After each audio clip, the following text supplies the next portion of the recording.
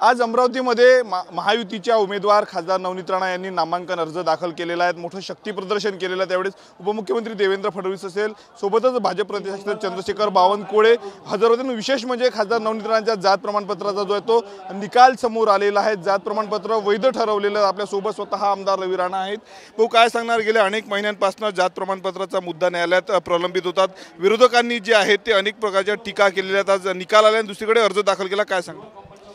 1918 पासून 17 पासूनचे 250 ते 300 वर्ष जुने 80 पेक्षा जास्त डॉक्युमेंट आम्ही सुप्रीम कोर्टामध्ये सादर केले आणि 3 वेळा कास्ट तुटणी कमिटीने सुप्रीम कोर्टच्या गाईडलाईन प्रमाणे नवनीत राणांच्या जात प्रमाणपत्राला मान्य केलं।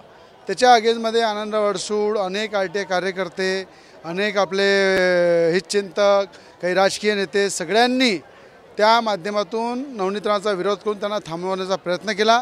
पण 300 वर्षाआधीचे जवळपास आझादीच्या पण आधीचे त्या ठिकाणी 80 पेक्षा जास्त डॉक्युमेंट सबमिट केलं, तर व्हेरिफिकेशन झालं आणि सुप्रीम कोर्टाने आम्हाला न्याय दिला।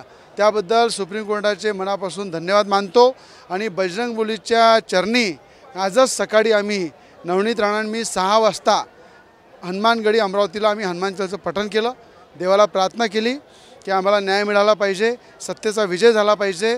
अनेक दृष्ट लोकांनी आम्हाला थांबवण्याचा प्रयत्न केला की नवनीत राणा इलेक्शन लढू नये, त्या राजकारणातून बाद झाल्या पाहिजे।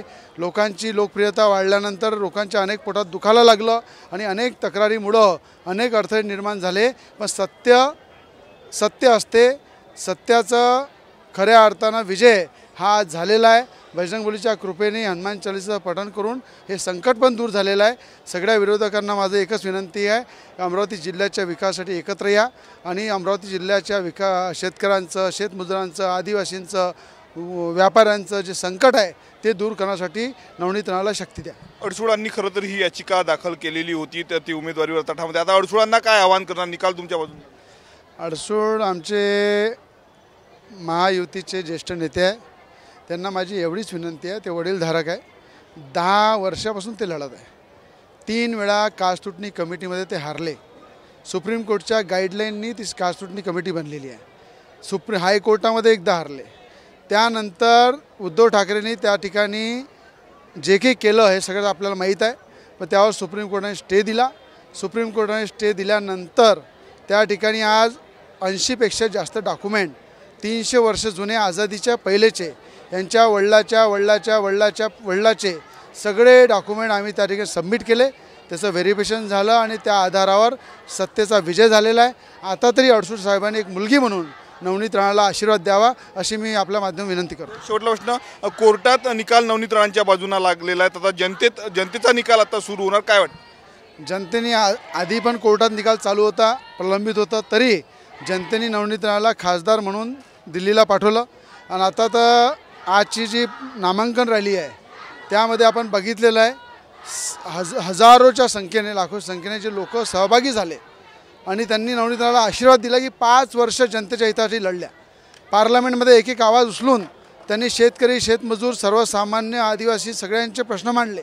अमरावती जिल्ह्याच्या विकासाचे मोठे मोठे कामं खेचून आणले। त्याच्याच आधारावर जनता आज त्यांना आशीर्वाद द्यायला आलेली आहे आणि मला विश्वास आहे 3 लाखापेक्षा जास्त मतांनी नवनीत राणा निवडून येईल। पुन्हा मोदीजींच्या हात आम्ही मजबूत होईल आणि 400 पारचा नारा घेऊन अमरावतीचा विजय होणार आहे। नक्की 400 पारचा नारा घेऊन अमरावतीचा विजय होईल अशी प्रतिक्रिया जी आहे ती आमदार रवी राणांनी दिली। कॅमेरामॅन निकेत दहातोंडेसह मी स्वप्नील उमाप, TV9 मराठी, अमरावती।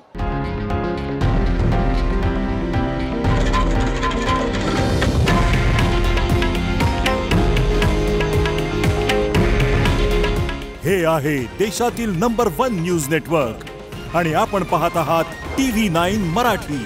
काळजी तुमची, हित महाराष्ट्राचं।